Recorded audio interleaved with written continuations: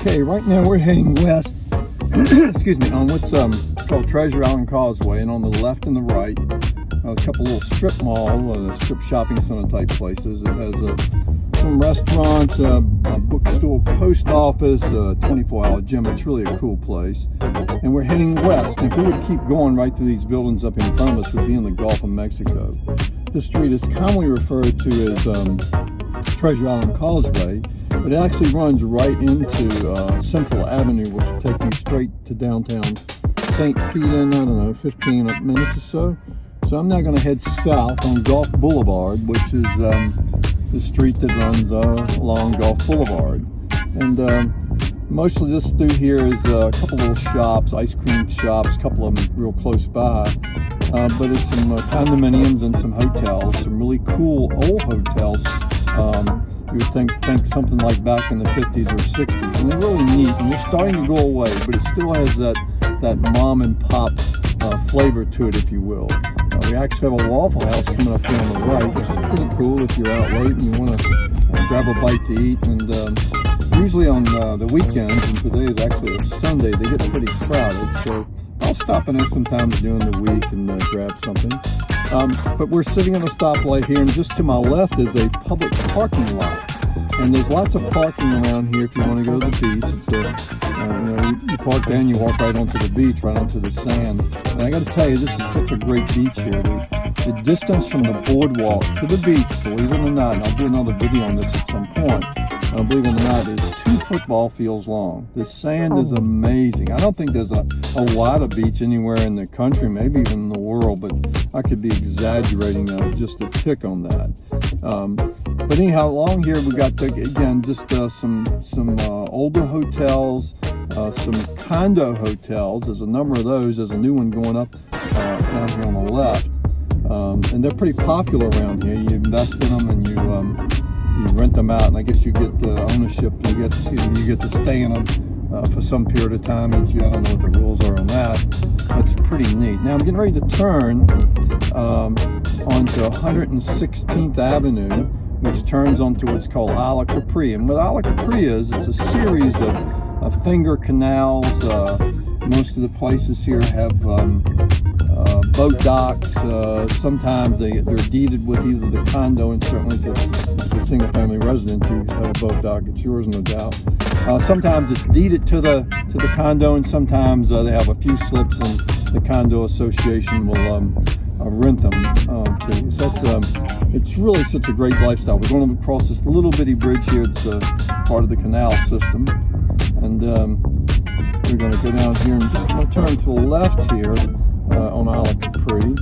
And it's just a great neighborhood. We've got a dog park down here on the left, and a little baseball diamond. I like to make a left here and kind of circle around. There's the dog park straight ahead, and over there is a little further over is the Little League baseball diamond, and just a really cool place. Again, along here on the left, there's some condos. There's no single family homes on this particular street, but there's a bunch of them in there. I would say that there's some rental properties in here, but not very many. And if people decide to rent their place, believe it or not, a 2-bedroom, 2-bath right now, you could probably get $3,000 for it. So anything you invest in on Treasure Island is going to be just a great investment for you, whether you want to live in it or rent it for a while, or be a snowbird. We have a lot of snowbirds here. Awful lot of people from Canada, from the Midwest. That's the other interesting thing about this area is we get a lot of Midwesterners that moved here.